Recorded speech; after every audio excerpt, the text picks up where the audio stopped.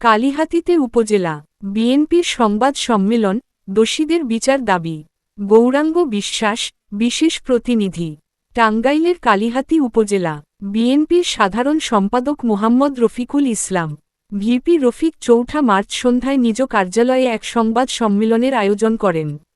সংবাদ সম্মেলনে তিনি জানান, গত ৩ মার্চ ২০২৫ তারিখে উপজেলার মুলিয়া ও সাকরাইল গ্রামের কয়েকজন ব্যক্তির মধ্যে বিরোধ মীমাংসার জন্য আহুত গ্রাম সালিশ বৈঠকে দুই পক্ষের উত্তেজনার সৃষ্টি হয়। এক পর্যায়ে অনাকাঙ্ক্ষিতভাবে সংঘর্ষ ছড়িয়ে পড়ে, যার ফলে বেশ কিছু দোকানপাটে লুটপাটের মতো ন্যাক্কারজনক ঘটনা ঘটে। সংঘর্ষে উভয় পক্ষের অনেকেই আহত হন।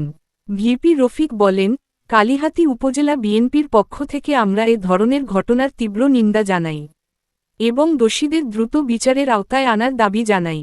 তিনি আরও অভিযোগ করেন যে, বিএনপি কর্মীদের বিরুদ্ধে ভিত্তিহীন অভিযোগ তুলে অপপ্রচার চালানো হচ্ছে, যা রাজনৈতিক উদ্দেশ্য প্রণোদিত।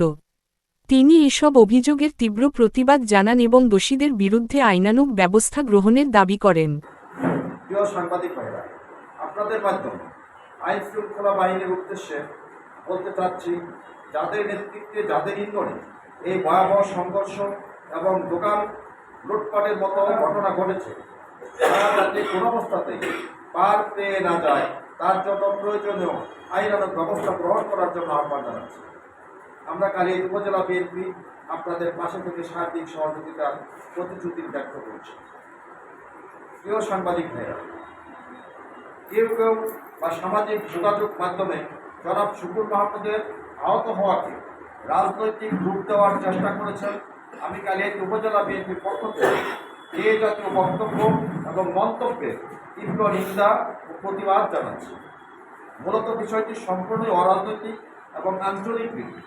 জনাব শুকুর মাহমুদ কালিহাতী উপজেলা বিএনপির কোনো সদস্য নয়, সুতরাং বিষয়টি নিয়ে রাজনীতি করার এবং রাজনৈতিক রূপ দেওয়ার কোনো সুযোগ নেই।